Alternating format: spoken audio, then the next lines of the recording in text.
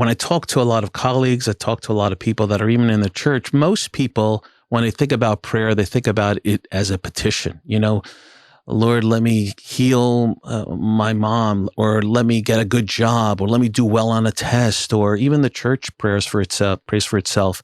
But there is a whole nother area of prayer that I think a lot of people don't know how to execute or be attuned to it.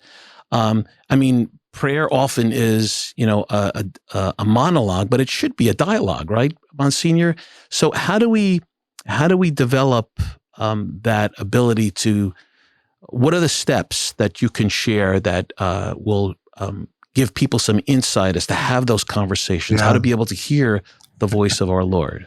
Well, let me say that I've got good news in that regard, but it's couched in dark news.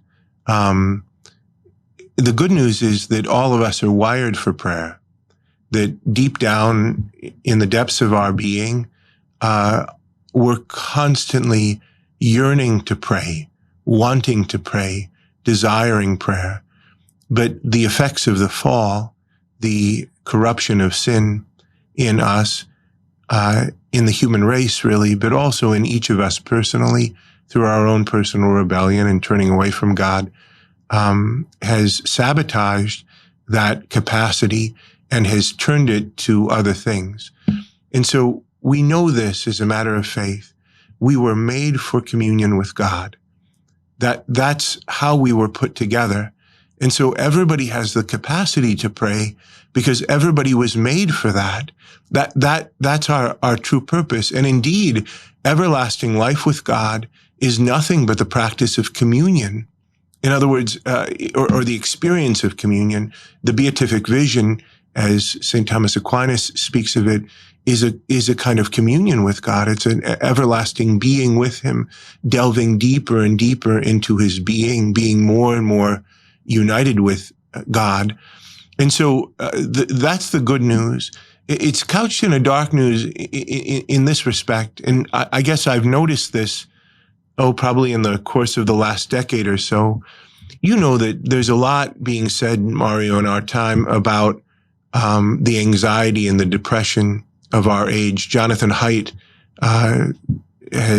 has released now a book called The Anxious Generation, where he's analyzing, and he's not the only one working on this, the effects of smartphones and social media, the digital technology upon the minds and hearts of our young people, how it detaches them from reality, disables them from relationship, leaves them feeling isolated, lonely, all of those things.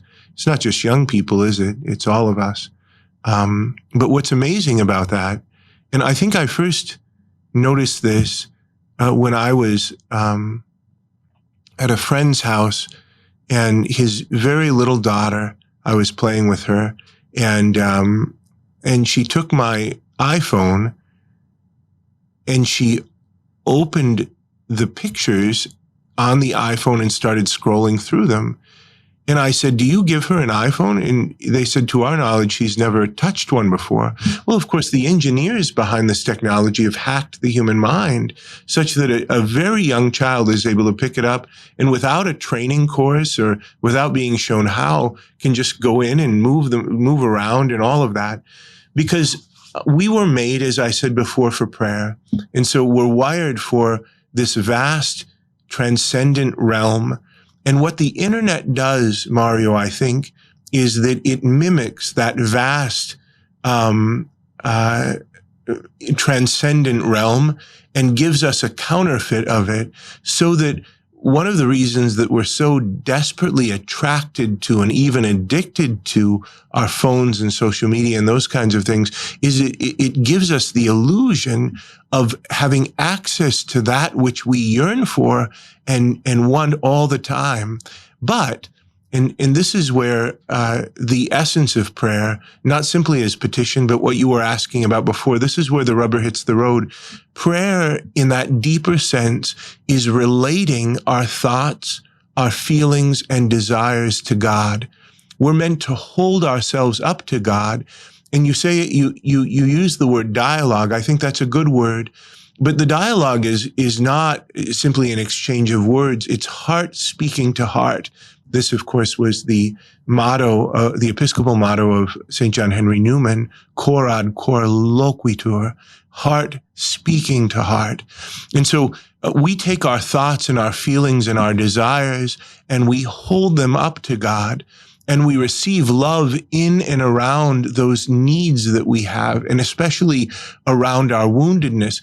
God responds to our misery with mercy. He pours forth his goodness, his love, his affection, his blessing upon our points of need, upon our grief, upon our aches, upon our desires. And to hold those things up to God is the essence of prayer at a very deep level. Now, that's precisely what people do on Twitter, or X, I guess they call it now, right? That's what people are doing. They're relating their thoughts and feelings and desires when they do a Facebook post, when they express something on Instagram or whatever. People are expressing their thoughts and their feelings and their desires. In other words, they're engaging in the essentials of prayer. But there's a huge difference when we do that in relationship to God or to the Blessed Mother or to the saints. We receive encouragement, strength, healing, hope, joy. Maybe we only have the impression of a steady hand upon our shoulder that encourages us to continue, to persevere, to be steadfast. When we do the same thing, entrusting our thoughts, feelings, and desires to a mob of other fallen human beings, we open ourselves with profound and dangerous vulnerability to all kinds of targeting and discouragement and accusation. Of course, the enemy, the devil, is the great accuser, but he works through human agency many times. And so this is why we have the super unfortunate phenomenon of people harming or even killing themselves in response to things that have happened on social media, because they've invested the whole of their identity in this. And so that's the dark news. The dark news is that in our own time, maybe in a way that hasn't been known before in human history, a counterfeit for prayer has been introduced and is widely practiced